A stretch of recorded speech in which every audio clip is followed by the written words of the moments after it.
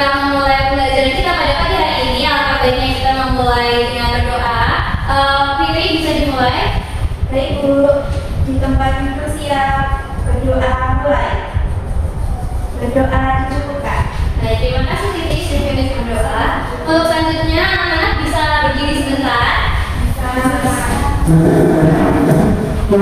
Bisa dicek pakai dasi atau enggak. Terus ikat pinggangnya sudah dirapikan atau belum? Gaunnya, kaos kakinya sudah? Kalau meja ada sama atau tidak? Baik, sudah siap ya? Sebelum kita mulai belajar pada pagi hari ini, kita akan memulai dengan buku fokus atau rias alfabet. Jadi anak-anak sudah ada yang bisa? Belum. Baik, dicontohkan ya. Jadi clap clap back back, clap clap clap clap, clap back clap clap, clap clap back clap. Paham? Kalau back itu umumnya tangan yang diperlihatkan. Kalau clap itu ditepukan antara kedua tepungannya tangannya. Bisa? Bisa.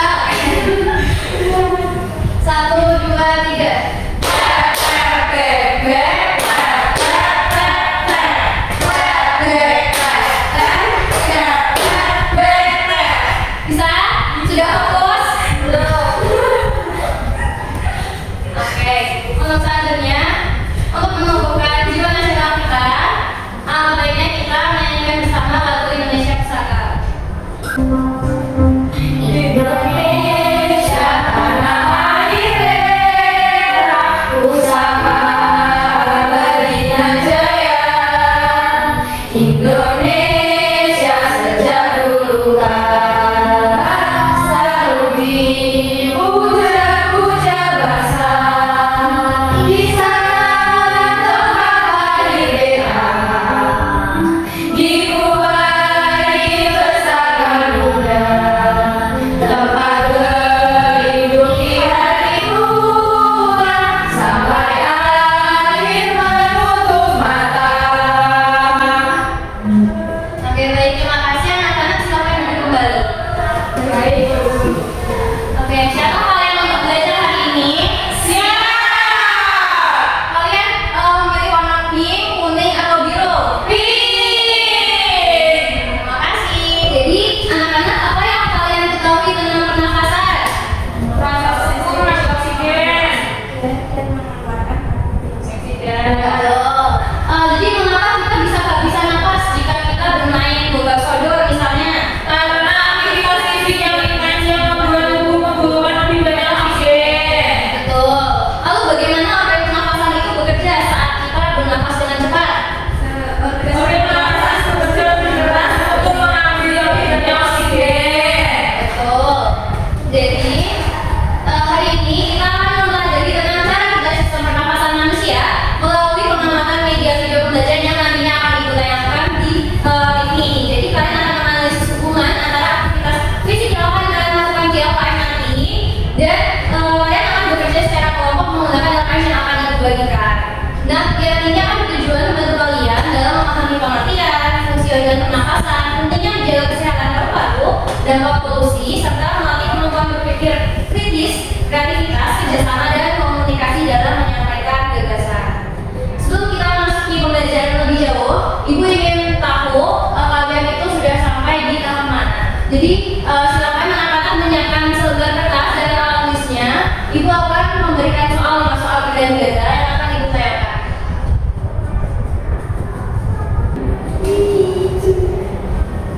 Baik, yang pertama, organ utama yang berfungsi menukar oksigen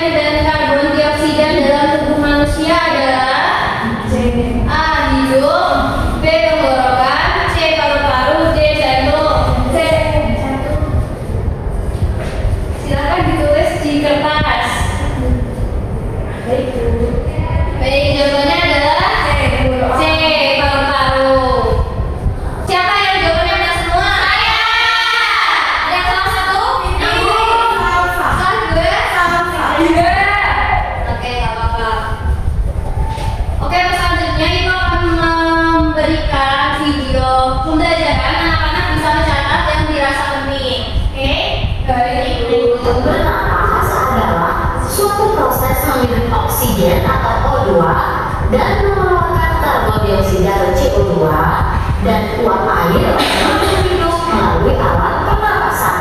Nah, sedangkan oksigen ini adalah udara yang bersih, sedangkan karbon dioksida adalah gas beracun yang berbahaya jika tidak dikeluarkan dari tubuh. Oke, jadi bernapas adalah suatu proses di mana oksigen itu dihirup dan mengeluarkan CO2 atau karbon dioksida dan uap air oleh makhluk hidup melalui alat pernapasan. Jadi kita itu menghirup oksigen atau O2 dan organ pernapasan manusia. Mulai dari organ yang pertama yaitu rongga hidung anak-anak. Nah, rongga hidung ini adalah namanya proses bernapas pada manusia yang diawali dengan menghirup udara melalui lubang hidung ke dalam rongga hidung. Nah, dari rongga hidung udara melalui penyaringan. Nah, selain disaring oleh suatu saya udara masuk oleh masuk ke faring. Nah, pada faring terdapat hubungan rongga hidung dengan laring. Laring ini kita sebut akan mengenalkan ke depan ada trakea. Nah, trakea di trakea dan Oke, jadi apa itu sistem pernafasan? Sistem pernafasan adalah sistem dalam tubuh yang berfungsi untuk menghirup oksigen dari udara dan mengeluarkan karbon dioksida.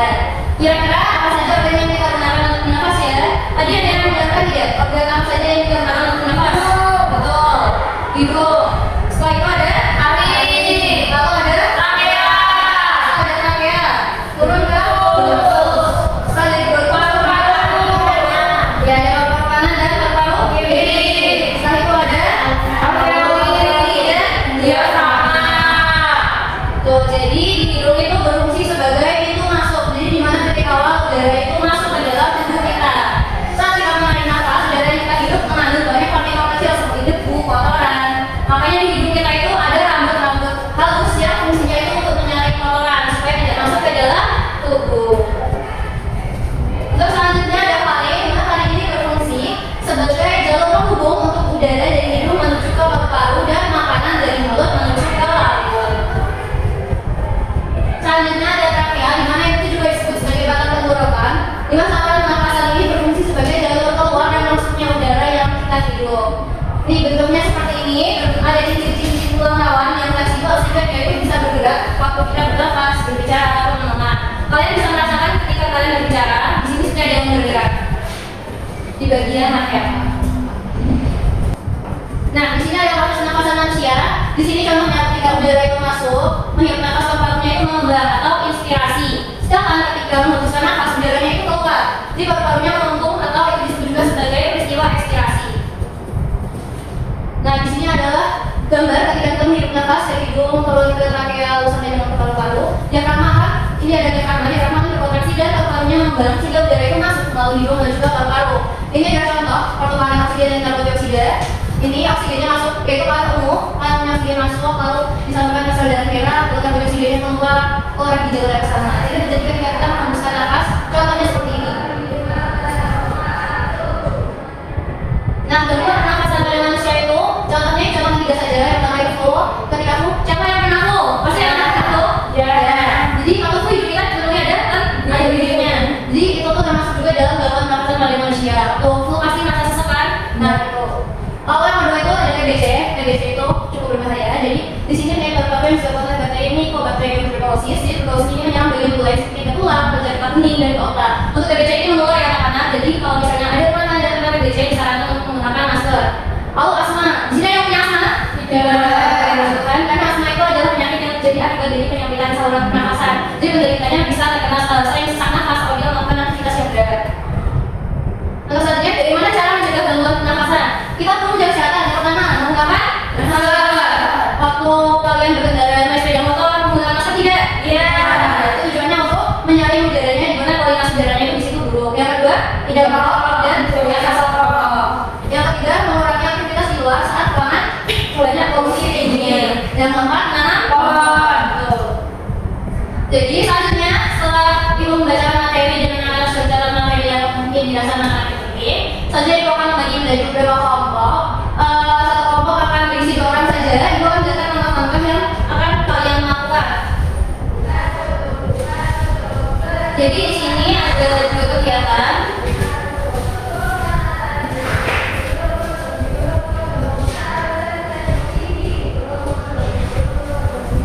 Ada dua kegiatan, yaitu yang pertama adalah anak-anak akan berlari di tempat supaya kalian bisa menghitung perbedaan antara kalian bernafas saat kalian dalam kondisi yang tenang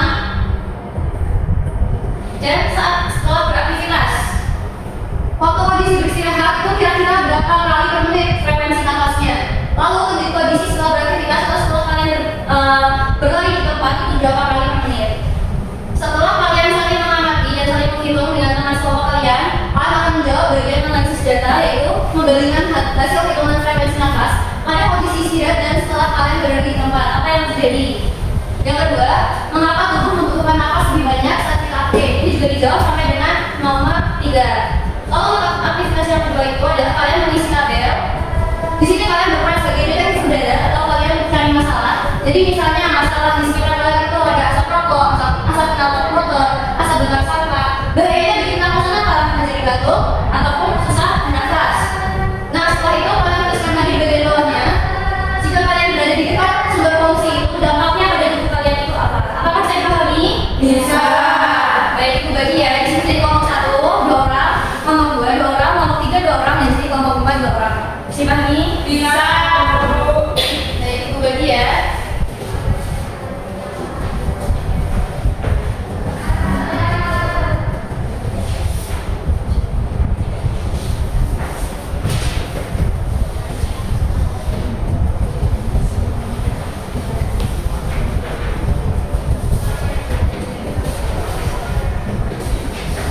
Oke, apakah sudah mendapatkan semua? Sudah. Silakan dibacakan ya. Apabila ada yang belum dipahami bisa ditanyakan kepada ibu. Baik, Bu.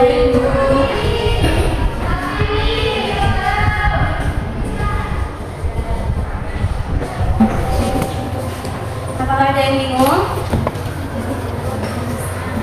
Oke. Apakah ada yang masih bingung? Sudah makan. Nanti tabelnya diisi bergantian ya, dihitung bergantian. Baik, Bu. Apakah sudah selesai? Sudah. Baik. Apakah ada yang mau maju ke depan untuk mempresentasikan hasilnya? Saya.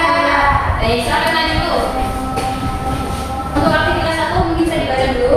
Yang pertama ada data pengamatan kondisi istirahat tidak benar, frekuensi nafasnya 18 kali per menit. Untuk yang kondisi setelah aktivitas seperti setelah bermain bakso selama 3-5 menit, frekuensi nafasnya 35 kali per menit. Lalu bandingkan hasil hitungan frekuensi nafas pada kondisi istirahat dan setelah bermain bakso apa yang terjadi. Setelah bermain, frekuensi nafas tidak jauh lebih cepat daripada saat istirahat. Lalu mengapa tubuh membutuhkan nafas lebih banyak saat kita aktif bergerak? Jelaskan maksudnya dalam aktivitas tersebut. Karena tubuh membutuhkan lebih banyak oksigen untuk menghasilkan energi saat bergerak. Lalu untuk yang ketiga, organ pernapasan apa yang berjalan keras saat kita terkena setelah berlari? Jelaskan secara singkat fungsinya dalam memasukkan udara ke tubuh. Karena untuk berjalan keras untuk memasukkan oksigen dan mengeluarkan karbon dioksida lebih cepat. Lalu untuk kesimpulannya, rumuskan kesimpulan tentang hubungan antara aktivitas fisik, lifestyle, dan frekuensi pernapasan dalam satu kalimat. Jadi, semakin beraktivitas, semakin cepat frekuensi nafas, padahal tubuh lebih banyak oksigen. Baik, terima kasih. Untuk selanjutnya aktivitas 2 sudah dibacakan. Selanjutnya, aktivitas detektif udara. Sumber polusi udara di lingkungan kami yang pertama adalah pembakaran sampah. Bahaya bagi pernapasan adalah iritasi paru-paru dan menyebabkan polusi udara. Kemudian, ada asap rokok yang menyebabkan merusak paru-paru dan membuat napas tidak sehat. Dan jika kalian bermain kompresor di dekat salah satu sumber polusi di atas, apa dampaknya pada pernapasan dan tubuh kalian? Jawabannya adalah kita akan lebih cepat tertambah, merasa sesak, dan napas menjadi tidak nyaman. Kemudian, aktivitas pahlawan udara atau merencanakan solusi. Rencana kami adalah dengan mengajak Pak RT untuk melarang bakar sampah. Baik, terima kasih. Tolong apresiasinya bisa dibuat di sini ya. Terlihat? Baik. Diberi kata apa? Cibian foto di puncak. Asik.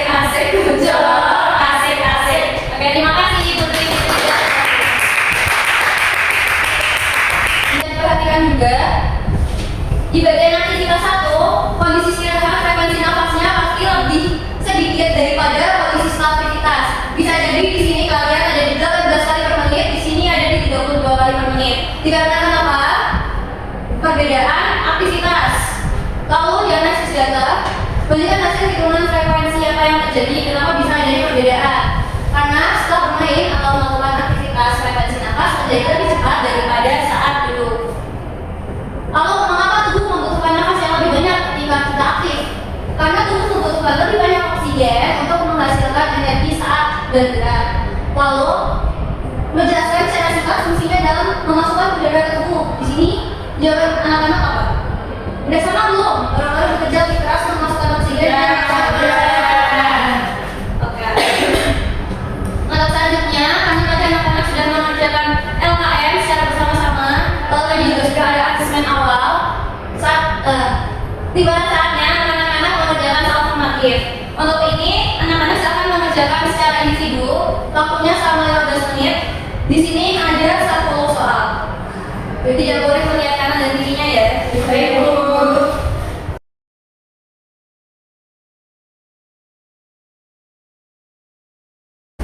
Baik, apakah sudah selesai? Sudah. Bisa ditukar dengan teman di sebelahnya ya. Baik, Bu. Jawaban nomor 1 adalah B, 2A, 10B. Sudah dicoret dan salah? Sudah. Benar dan salahnya? Sudah. Untuk MKM dan asesmen formatifnya bisa disalurkan ke depan. Jadi ayo menyimpulkan secara bersama-sama. Dibaca bersama ya. Jadi setelah belajar hari ini kita memahami bahwa sistem pernapasan terdiri dari 2 hari, rangkaian, bronkus, paru-paru, dan diafragma. Yang bekerja sama agar kita bisa bernapas dan melakukan aktivitas seperti berjalan, berlari, hingga bermain bola sodor. Jadi kalau pembelajaran mengamalkan gambar organ pernapasan KKN, kalian akan melihat bagaimana udara masuk dan keluar serta bagaimana frekuensi nafas meningkat saat tubuh memerlukan lebih banyak oksigen. Kalian juga menganalisis dampak polusi udara terhadap kesehatan. Jadi itu menghargai peserta kalian yang aktif berdiskusi, bekerja sama dan mampu menyimpulkan pentingnya menjaga kesehatan organ pernapasan serta peduli terhadap lingkungan. Semoga kalian terus menerapkan ilmu ini di dalam kehidupan sehari-hari agar paru-paru tetap sehat dan udara di sekitar kita semakin bersih. Oke, jadi bagaimana perasaan kalian hari ini setelah mengikuti pembelajaran? Senang! Nah, berarti masih sama ya, masih di ping ya? Iya! Oke, untuk kegiatan berikutnya, anak-anak yang hasilnya di asesmen formatif masih belum mencapai KKTP atau KKM, di kegiatan selanjutnya silakan menyelesaikan soal yang akan dibagikan untuk perbaikan nilai. Kemudian untuk yang sudah mencapai KKTP atau KKM, silakan untuk membaca materi selanjutnya. Tadi yang nilainya masih di bawah KKTP, silakan angkat tangan. Bisa. Oke, masih ada 2 orang ya.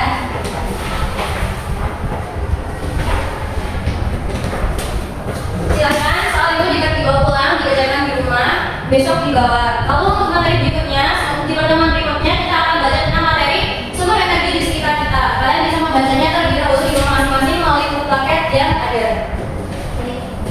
Nah, sampai kita di penghujung kegiatan pembelajaran ini.